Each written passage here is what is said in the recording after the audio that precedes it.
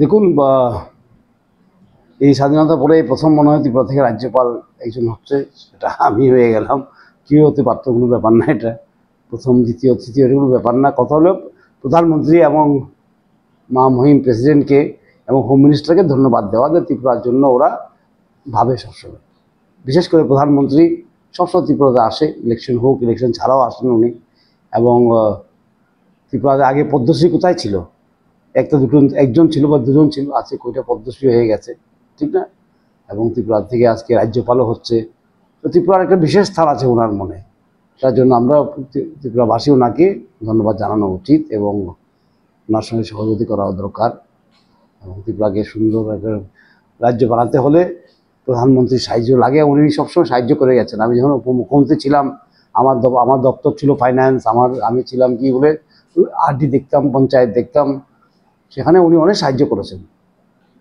বিশেষ করে prime minister Awas Yojana, তারপর জলের জন্য, বুঝলেন, বিশেষ করে পাহাড়ে যেমন জাতিদের যেমন উন্নতি হয়, ওরা যেমন কী বলে কারেন্ট পায়, সোলার সিস্টেম করে যেমন ওরা কারেন্ট পায়, সেটার জন্য অনেক উনি টাকা পয়সা দিয়েছেন। এবং ওনার কাছে আমরা সদাই কৃতজ্ঞ থাকবো। এবং আজকে উনি আবার প্রমাণ করে দিয়েছেন ত্রিপুরাকে উনি ভুলেননি। ত্রিপুরা থেকে এবার প্রথমবার আফটার 75 ইয়ার্স কী হলো, একজন রাজ্যপাল হলো। গতকালকে রাত্রে যখন প্রথম খবর পেয়েছেন, কিরকম অনুভূতিটা, কিরকম লাগছে? প্রথম আমাকে ফোন করেছিলেন প্রধানমন্ত্রী স্বয়ং। উনি একটা ফোন করে বললেন, তুমি ত্রিপুরার বাইরে কাজ করতে হবে তোমাকে। আমি বললাম, আপনি আদেশ করুন, আমরা তো পার্টি করি, যেখানে যা আদেশ হবে তাই করবো। এরকমই কথা হয়েছে ওনার সঙ্গে। তারপর আমাকে ফোন করেছে মুখ্যমন্ত্রী তেলেঙ্গানার, বলে ওয়েলকাম টু তেলেঙ্গানা। তখন আমি জানলাম যে আমি তেলেঙ্গানা রাজ্যপাল হয়ে যাচ্ছি। আমি জানতাম না কোথায় রাজ্যপাল হবো, কিন্তু মুখ্যমন্ত্রী ফোন করার পরে আমি বুঝলাম। সার্বিক এই বিষয়টা কিরকম লাগছে নিজের একটা? দেখুন, ভালো, এতদিন পরে একজন ত্রিপুরার লোক, ঠিক না, রাজ্যপাল হচ্ছে, সেটা একটা রেকর্ড একটা হচ্ছে, ভালো। এবং কাজ সবখানেই করতে হয়, ঠিক না? কেমন লাগছে সেটা বড় কথা নয়, কাজ কীভাবে করা হবে সেখানে, সেটা নিয়ে চিন্তা করা দরকার।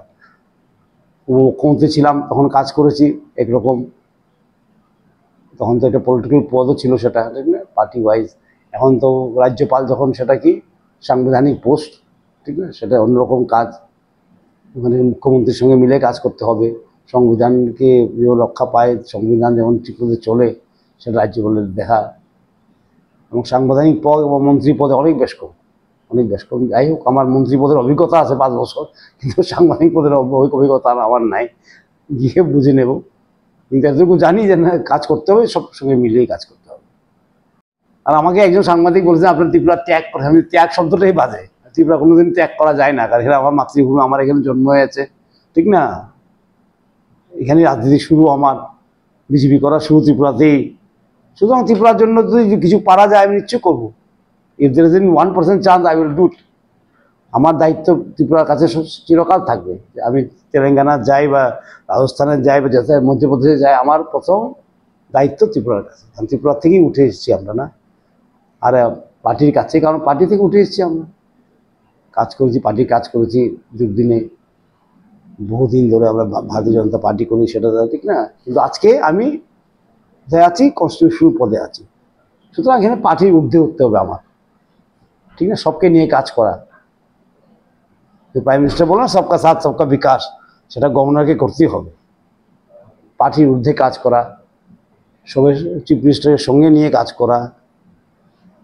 তেলেঙ্গানার উন্নতি যেমন হয়, এটা উন্নত স্টেটই মোটামুটি। হায়দ্রাবাদ আছে, এত আইটি একটা হাব আছে এখানে, সেটাকে আরও কীভাবে কী রূপ দেওয়া যায়, চিফ মিনিস্টারের সঙ্গে আইডিয়া শেয়ার করা।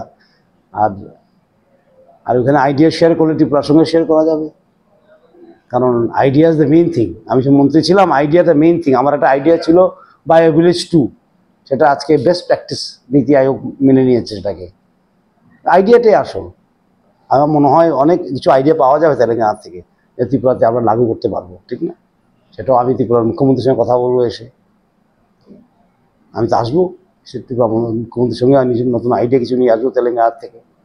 Sharing of idea, sharing of concept, সেটা দিয়ে উন্নতি হয়।